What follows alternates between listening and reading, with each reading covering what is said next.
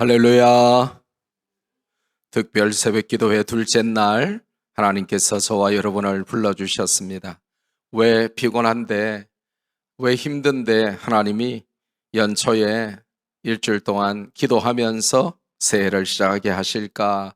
여러분이 혹시 궁금하시죠? 아주 답은 간단합니다. 베풀어 주실 은혜와 응답이 있기 때문입니다. 한 해를 살아가면서 붙들어야 할 하나님의 말씀이 있기 때문이죠. 그래서 하나님은 하나님의 백성들이 말씀 붙들고 기도하면서 한 해를 시작하기를 원하셔서 우리에게 특세 허락하시고 은혜사리로 부르신 것입니다. 오늘 둘째 날 기도의 자리에 나오신 성도들을 주님의 이름으로 사랑하고 환영하고 또 축복합니다. 오늘도 은혜와 응답이 가득한 날이 되기를 바랍니다. 오늘 본문은 여호수아서 21장입니다. 여호수아서를 태어나서 처음 보시는 분도 혹시 있을런지 모르겠어요. 그리고 1장부터 시작된 20장까지 지나간 장들은 도대체 어떤 내용일까요? 이렇게 궁금하신 분들이 있을 겁니다. 제가 새벽에 여호수아서를 강의하고 순서를 따라 어제 20장을 우리가 살폈고 오늘 21장을 살피는데 감사하게도 마지막 금요일 날 여호수아서 전체 24장이 끝이 나게 됩니다.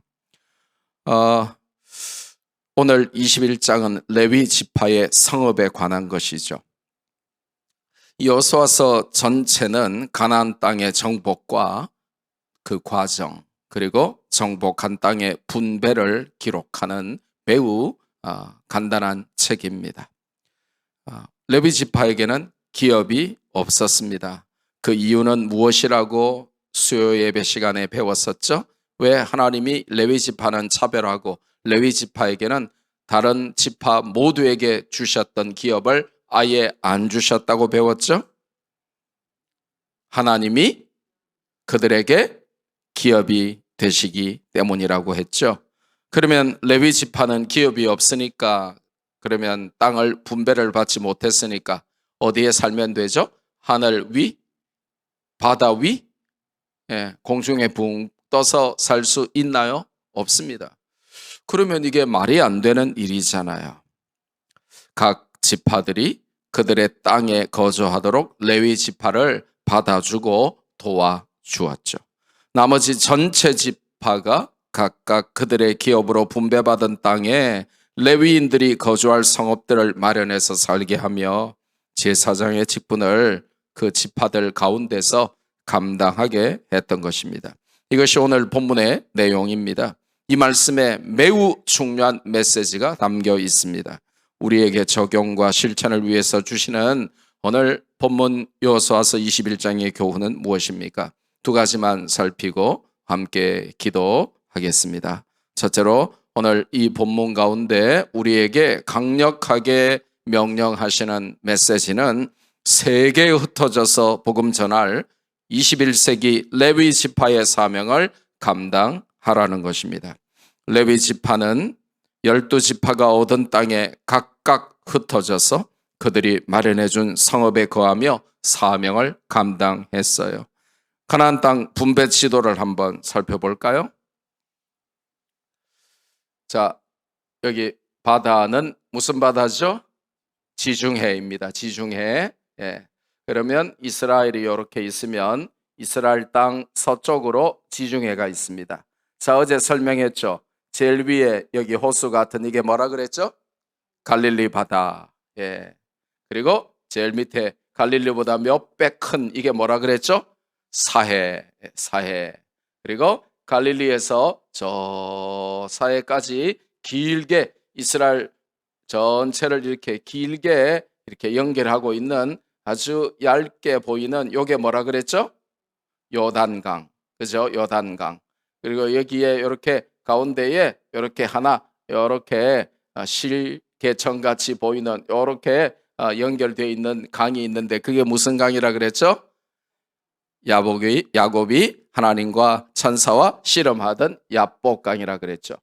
자, 그런데 항상 이제 여러분이 이스라엘 지도를 대할 때에 이 기준이 성경에서 항상 설명할 때 요단강 동쪽 그리고 요단강 서쪽 해서 이 요단강을 기준으로 이스라엘이 동과 서로 나누어진다. 이렇게 기억하시면 매우 이스라엘 지도를 이해하기가 편합니다.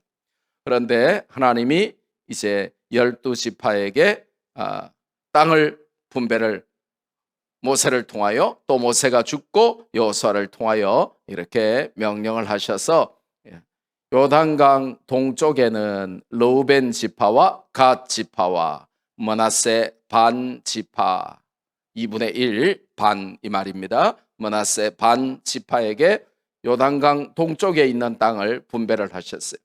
그 다음에 요단강 서쪽에는 시몬과 가장 좋은 땅, 제일 멋진 땅은 유다 자손에게, 그리고 베냐민, 단, 에브라임, 또 나머지 므낫세 반 지파에게 이사갈, 스불론, 아셀, 납달리 해서 이 이스라엘 전체를 12지파에게 나누어 주십니다.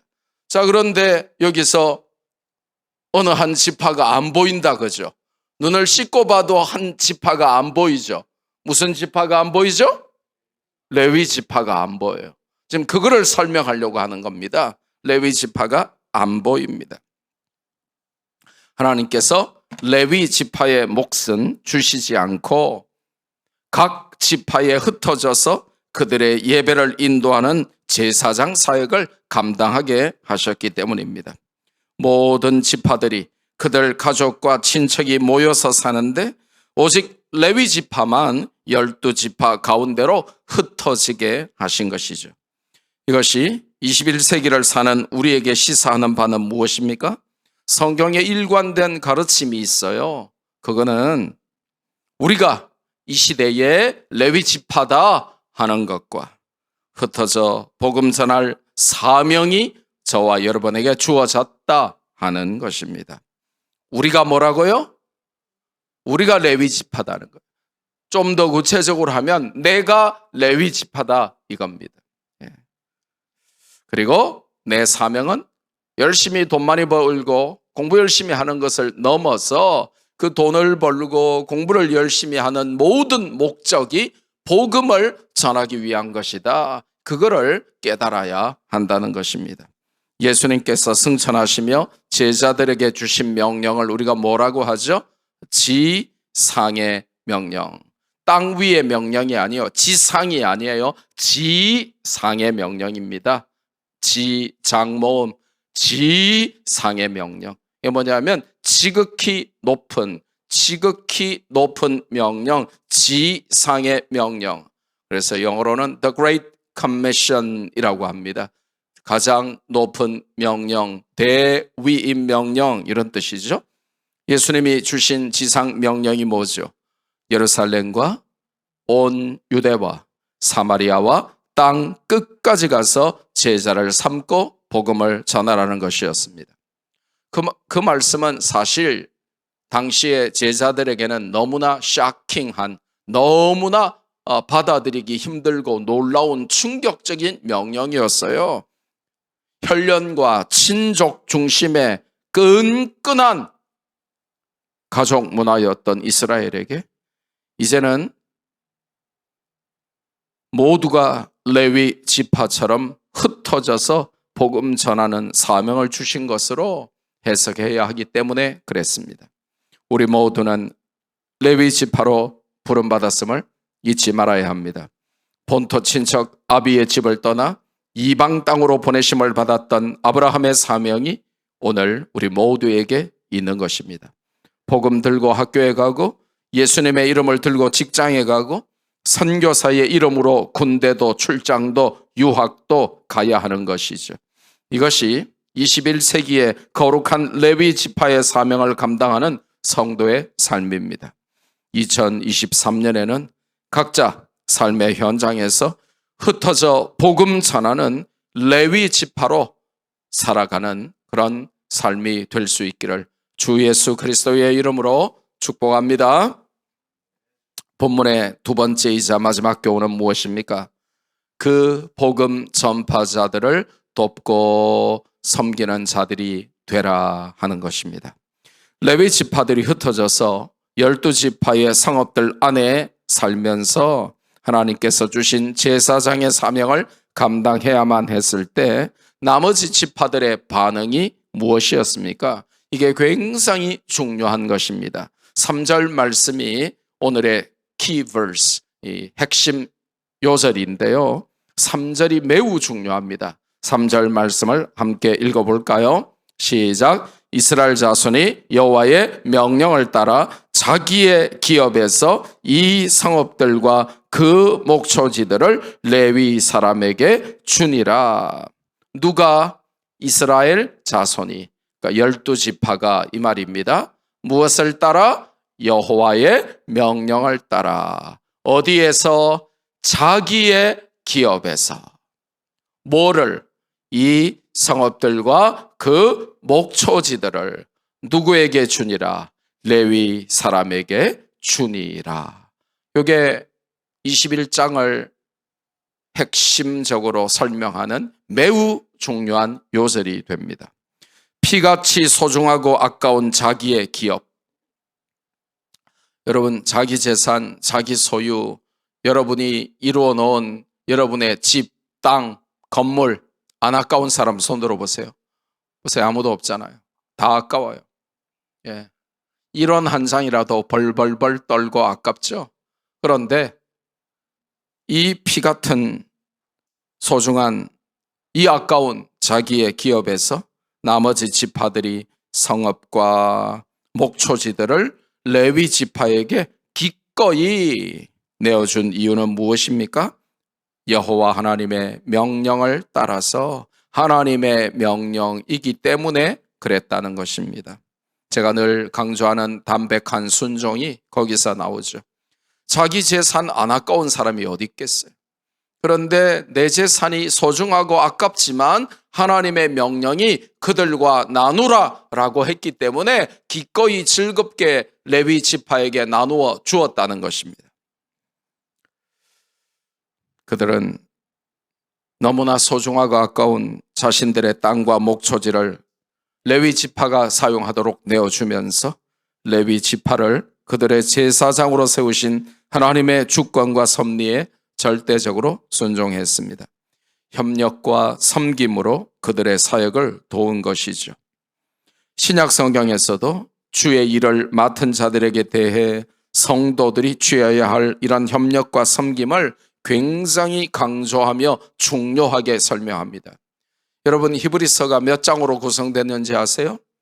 13장으로 구성되어 있어요. 그러면 히브리서 13장이 제일 마지막 장이겠죠. 마지막 장은 흔히 그 서신의 결론을 담고 있습니다. 그 히브리서 마지막 장 13장에서 히브리서의 결론을 설명하면서 하나님은 성도들을 향해서 성도들이 그들의 목회자에게 취할 자세를 강력하게 명령하시죠. 히브리서 13장 17절 함께 읽습니다. 너희를 인도하는 자들에게 순종하고 복종하라. 그들은 너희 영혼을 위하여 경성하기를 자신들이 청산할 자인 것 같이 하느니라. 그들로 하여금 즐거움으로 이것을 하게 하고 근심으로 하게 하지 말라. 그렇지 않으면 너희에게 유익이 없느니라. 이 본문이 구약 성경의 이 땅 분배와 연결이 되면서 교회와 그 교회를 목양하는 목회자들 간의 관계를 매우 성경적으로 설명하는 중요한 구절로 인식이 됩니다. 이 말씀은 도대체 무슨 뜻입니까? 구약에서 레위 지파에게 제사장 직무를 맡기시고 모든 지파들이 하나님의 명령을 따라 레위 지파를 돕고 섬기도록 하셨듯이 신약 시대에는 복음 전하는 종들을 따로 세우시고 그들의 목양과 사역을 위해서 모든 성도들이 순종하고 복종하며 협력할 것을 명령하신 것입니다. 그들이 존귀하기 때문이 아니라 그들이 맡은 사명이 너무나 귀하기 때문이죠. 그들이 잘나서가 아니라 그들을 부르시고 사용하시는 분이 하나님이시기 때문이죠. 신약 성경이 기록될 당시에만 해도 무명의 전도자들, 학교 교육을 받지 못한 목회자들, 그런 사람들보다, 사도들보다 훨씬 더 귀족들, 잘난 사람들, 대단한 사람들, 헬라 철학에 정통한 사람들, 그런 사람들이 교회 안에 많이 있었을 것입니다. 오늘날도 교회 안에 목사보다 잘나고 대단하고 훌륭하고 굉장한 사람들이 얼마나 많겠습니까? 그런데 목사에게 순종하고 복종하라 라고 성경이 명령하신 이유는 매우 간단합니다. 목사가 훌륭하고 잘나고 대단하고 굉장하기 때문이 아니라 목사가 맡아 있는 사명이 너무나 중요하고, 그 목사를 불러서 목사로 세우시고 그들의 영혼을 감당하도록 부르신 분이 하나님이시기 때문에 그렇다 하는 것입니다. 하나님은 성도들에게 목회자가 즐거움으로 사명을 감당하게 하고, 목회자가 그들로 인해서 근심하며 사역하지 않도록 명령을 하셨어요. 그 이유는 뭡니까? 목회자를 근심하게 만드는 것이 그들에게 백해무익하기 때문이라고 알려주십니다. 아무 유익이 없는 어리석은 행동이기 때문에 그렇습니다. 헬라어 원문상의 의미로는 그것은 너희에게 해로운 일이다. 그들로 하여금 즐거움으로 목양을 하게 하고 근심으로 하게 하지 말아라. 만약에 목사가 근심으로 목회를 하게 만들면 그것은 너희에게 매우 해로운 일이다. 그렇게 설명을 하시죠. 우리는 모두 하나님의 일을 맡은 주의 종들에게 이스라엘 12지파가 레위 지파에게 베풀었던 그 협력과 섬김과 동력의 정신으로 최대한의 협력과 섬김으로 하나님 나라를 이루는 일에 동력해야만 하는 자들입니다. 그래야 우리와 우리 자손에게 유익하여 축복을 쌓는 일이 됩니다. 저에게 잘해라는 말이 아니에요. 여러분이 어디에 가서 어느 교회를 섬기든지 그 교회를 목양하도록 세운 하나님의 종들을 잘 돕고 잘 섬기는 것이 성경이 명령하시는 정신이고, 그래야 그들이 맡은 사명이 중요하고 그들을 세운 분이 하나님이심을 인정하는 삶이라는 거죠. 저는 장성한 두 자녀에게 늘 부탁하는 게 바로 그겁니다. 네가 서울에서 그리고 네가 보스턴에서 교회를 다니는데 항상 그 교회에서 목사님을 제일 잘 섬기는 성도가 되라. 목사님이 힘들 때 너를 찾아오는 성도가 되고 가장 목사님 편에서 잘 목사님 목회하도록 돕는 그런 성도가 되라, 그렇게 말합니다. 뭐 직장에서 네가 일을 제일 잘해라, 학교에서 공부를 전교 1등 해라, 돈을 많이 벌어라, 그런 말을 해본 적은 한 번도 없습니다. 하지만 네가 섬기는 교회에서 그 목사님이 즐겁게 너 때문에 즐겁도록 그렇게 믿음 생활하라는 귀에 못이 박히도록 합니다. 여러분은 우리 교회에서 여러분 때문에 목사가 기뻐 뛰며 춤추며 즐겁도록 믿음 생활해 주시면 참 좋겠습니다. 바울이 고백한 것처럼 내가 눈을 감고 너희를 위하여 기도할 때마다 너희 때문에 내가 너무 기쁘다. 그런 성도들이 우리 교회에 많아지면 참 좋겠습니다. 말씀 맺습니다. 오늘 우리가 여호수아서 21장을 읽고 교훈을 받았습니다. 교훈은 두 가지였죠. 흩어져서 복음 전하는 21세기 레위 지파의 사명이 우리에게 있다. 우리가 바로 레위 지파다 하는 우리의 아이덴티티를 자극하는, 우리의 아이덴티티를 제대로 알려주는 말씀을 주셨어요. 그리고 그 레위 지파의 선두에 서서 복음 전파의 최일선에서 성도들을 목양하는 주의 종들이 즐거움으로 그 사명을 감당하도록 협력과 섬김을 아끼지 않는 성도의 삶을 살아라. 이것이 오늘 본문이 우리에게 주시는 교훈입니다.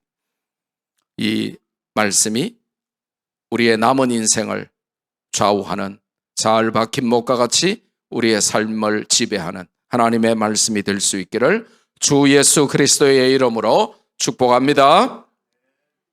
기도하겠습니다. 거룩하신 아버지 감사드립니다.